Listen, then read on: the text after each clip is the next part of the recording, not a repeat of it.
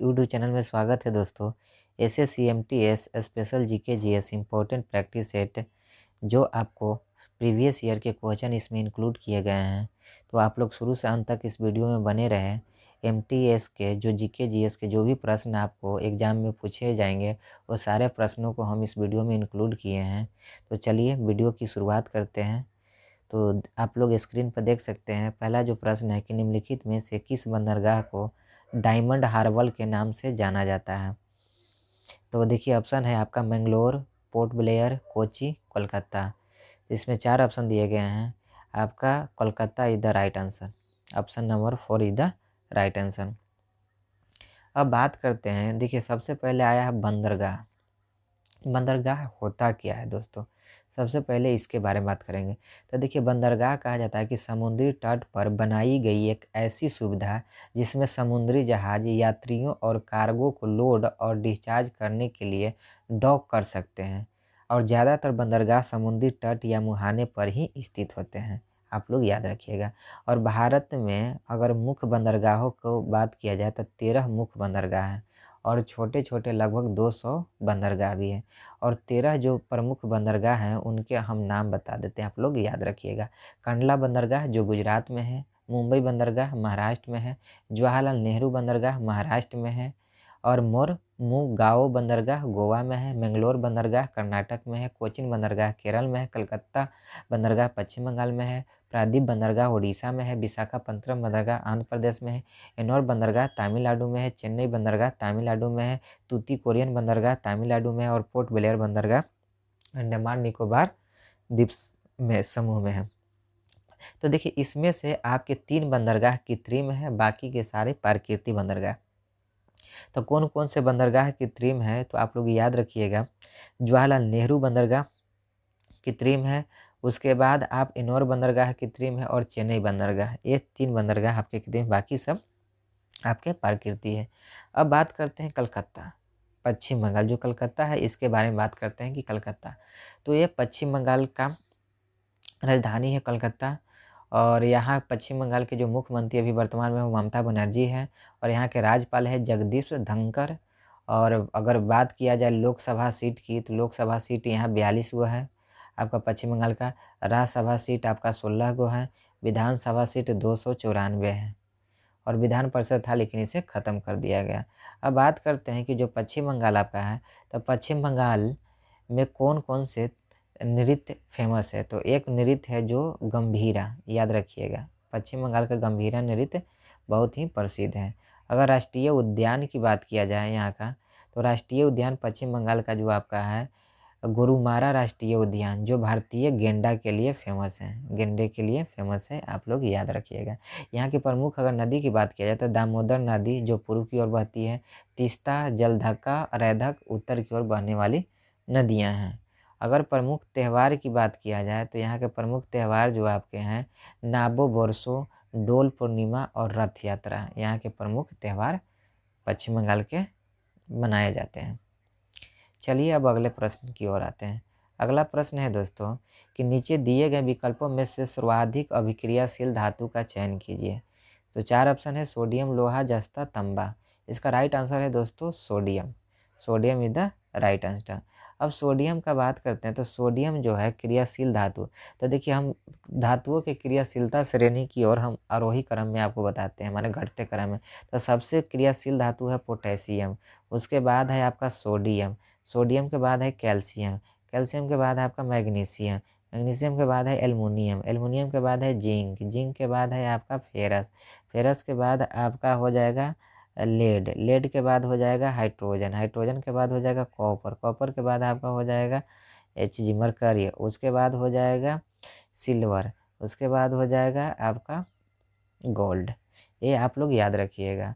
और सोडियम जो आपका धातु है ये ग्रुप 1 का क्षार धातु है, और सोडियम का परमाणु संख्या 11 होता है, याद रखिएगा। चलिए अगले प्रश्न की ओर चलते हैं हम लोग। तो देखिए अगला जो प्रश्न है आपका कि भारतीय संविधान में राज्य के नीति निर्देशक सिद्धांत के तहत निम्नलिखित में से किस अनुच्छेद में ग्राम पंचायत के संगठन का प्रावधान है? तो अनुच्छेद 50, अनुच्छेद 30, अनुच्छेद 60, अनुच्छेद 40। इसका राइट आंसर है दोस्तों अनुच्छेद 40 है। बात करते हैं आपका राज्य के नीति निर्देशक जो सिद्धांत हैं वो आपके अनुच्छेद 36 से 51 के बीच है, जो भाग संविधान के भाग 4 में वर्णित है। राज्य के नीति निर्देशक तत्व जो आपको है ये आयरलैंड से लिया गया है, आयरलैंड देश से लिया गया है। और इसका जो लक्ष्य है टू मेक ए वेयरफेल स्टेट, कल्याणकारी राज्य का निर्माण करना, याद रखिएगा दोस्तों। चलिए अगले प्रश्न की ओर आते हैं। अगला जो प्रश्न है कि निम्नलिखित में से कौन औरंगजेब के अधीन मुगल वास्तुकला का एक उदाहरण है? तो मोती मस्जिद दिल्ली, ताजमहल आगरा, जामा मस्जिद दिल्ली, कुतुब मीनार दिल्ली। तो इसका राइट आंसर है दोस्तों option number A, Moti Masjid Delhi. बात करते हैं यहाँ औरंगजेब। औरंगजेब कौन थे, क्या थे? तो ये मुगल साम्राज्य के छठे सम्राट जिन्होंने 1658 से 1707 ईस्वी तक शासन किया। इसे आलमगीर के नाम से भी जाना जाता है। इनका जन्म 1618 ईस्वी में और मृत्यु 1707 ईस्वी में हुआ था। अकबर के बाद सबसे अधिक समय तक शासन करने वाले मुगल शासक थे। इनके पिताजी का नाम शाहजहां और माताजी का नाम मुमताज महल था। इसके बाद मुगल बादशाह बहादुर शाह बने और औरंगजेब के पत्नी का नाम दिलरस बानो बेगम था। ये सिखों के गुरु तेग बहादुर की हत्या इन्होंने करवा दिया था और इन्होंने अपने जीवन में दक्षिण भारत में मुगल साम्राज्य का विस्तार करने के भरपूर प्रयास भी किए थे। चलिए इतनी बातें आप लोग याद रखिएगा। आइए अगले प्रश्न की ओर चलते हैं हम लोग। अगला जो प्रश्न है आपका कि 1527 में खानवा के युद्ध में राणा सांगा को हराने के बाद निम्नलिखित में से किसने गाजी की उपाधि धारण की? तो 4 ऑप्शन दिए गए हैं, बाबर, दौलत खां लोधी, मोहम्मद शाह प्रथम, हुमायूं। इसका राइट आंसर दोस्तों है Babur. Babur is the right answer. तो चलिए बाबर के बारे में कुछ और बातें कर लेते हैं। बाबर मुगल शासक जहरुद्दीन मोहम्मद बाबर का जो जन्म हुआ था वो आपका 14 फरवरी 1483 ईस्वी में हुआ था, जो फरगाना घाटी के आंदीजान नामक शहर में हुआ था, जो अभी उज्बेकिस्तान में है। इनके पिता का नाम उमर शेख मिर्जा, माता का कुतलुग निगार खान था। बाबर ने मुबैयान पद शैली के जन्मदाता माने जाते हैं।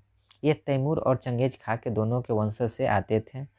1504 में काबुल तथा 1507 में कंधार को जीता, जिसके कारण इनको बदशाह की उपाधि धारण किया, काबुल और कंधार को जीतने के बाद।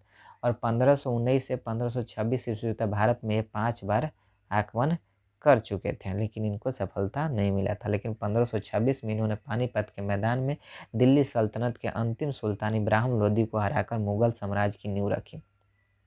और बाबर ने 1527 में खानवा के युद्ध, 1528 में चंदेरी के तथा 1529 में घग्घर जीतकर अपने राज्य को सुरक्षित किया और 1530 ईस्वी में इनकी मृत्यु हो गई। इनका समाधि स्थल काबुल में है, याद रखिएगा। चलिए अगले प्रश्न की ओर चलते हैं। अगला जो प्रश्न है दोस्तों आप लोग देख सकते हैं कि 2011 की जनगणना के अनुसार भारत का सबसे अधिक जनसंख्या वाला राज्य कौन सा है? उत्तर प्रदेश, राजस्थान, केरल, मध्य प्रदेश। तो इसका राइट आंसर है दोस्तों उत्तर प्रदेश। उत्तर प्रदेश की अगर बात करें तो वर्तमान जो मुख्यमंत्री है योगी आदित्यनाथ, वर्तमान राज्यपाल आनंदीबेन पटेल हैं। यहाँ लोकसभा का टोटल आपका सीट 80 गो है, याद रखिएगा। और राज्यसभा का जो सीट है आपका, राज्यसभा सीट आपका 31 गो है और विधानसभा का 403 है और विधान परिषद का सीट 100 गो है। ये भी आप लोग याद रखिएगा। चलिए अब अगले प्रश्न की ओर चलते हैं। अगला जो प्रश्न है दोस्तों आप लोग देख सकते हैं स्क्रीन पर कि किस मौर्य शासक को यूनानियों द्वारा अमित्रघात कहा जाता था? 4 ऑप्शन दिए गए हैं, चंद्रगुप्त प्रथम, बिंदुसार, समुद्रगुप्त, कनिष्क है। इसका राइट आंसर है ऑप्शन नंबर बी, बिंदुसार। अगर बिंदुसार के बारे में बात करें तो ये मौर्य राजवंश के राजा थे जो चंद्रगुप्त मौर्य के पुत्र थे। बिंदुसार को अमित्रघात, सिंहसेन, मद्रसार तथा अजात शत्रु वरिसार भी कहा जाता है। बिंदुसार का जो बेटा था वो एक अशोक थे जो महान सम्राट बने, याद रखिएगा। और बिंदुसार का जो शासनकाल था 297 ईसा पूर्व से 273 ईसा पूर्व रहा। और बिंदुसार की रुचि जो थी जैनियों की आजीविक संप्रदाय में थी, ये आजीवक संप्रदाय को मानने वाले थे। ये भी आप लोग याद रखिएगा। चलिए अगले प्रश्न की ओर चलते हैं। अगला प्रश्न जो है कि कौन सा प्राकृतिक यौगिक पौधों के प्रकाश संश्लेषण में मदद करता है? तो ग्लूकोज, करक्यूमिन, क्लोरोफिल, लेक्टिन। तो इसका राइट आंसर है दोस्तों ऑप्शन नंबर सी, क्लोरोफिल। चलिए अगले प्रश्न की ओर चलते हैं।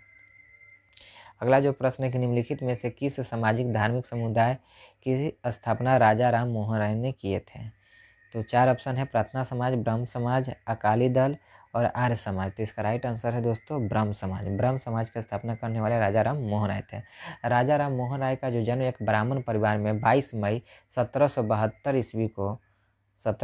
ईस्वी को हुगली जिले के राधानगर गांव में हुआ था। इनके पिता का नाम रामाकांत राय और माता का नाम तारणी देवी था। ब्रह्म समाज के संस्थापक और भारतीय प्रेस के जनक और भारतीय पुनर्जागरण के अग्रदत्त और आधुनिक भारत के जनक माने जाते हैं राजा राम मोहन राय। आप लोग ये भी याद रखिएगा। आइए अगले प्रश्न की ओर चलते हैं। निशा गांधी उत्सव भारत के किस राज्य में मनाया जाता है? मध्य प्रदेश, उड़ीसा, केरल, राजस्थान। तो इसका राइट आंसर है दोस्तों केरल।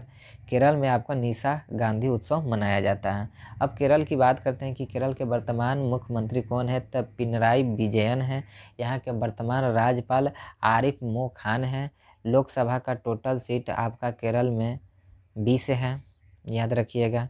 और राज्यसभा की अगर बात किया जाए टोटल सीट, तो राज्यसभा का सीट आपका यहाँ 9 है और विधानसभा का सीट 140 है केरल में। ये भी आप लोग याद रखिएगा। चलिए अगले प्रश्न की ओर। अगला प्रश्न है दोस्तों, आप लोग देख सकते हैं कि भारतीय संविधान के अनुसार भारत में राज्य विधानसभा का कार्यकाल कितना होता है? 5 साल, 7 साल, 4 वर्ष, 3 वर्ष। इसका राइट आंसर है 5 वर्ष। आइए अगले प्रश्न की ओर चलते हैं। अगला प्रश्न है कि भारत और श्रीलंका बनाने वाले टापुओं के एक समूह से जोड़े जाते हैं।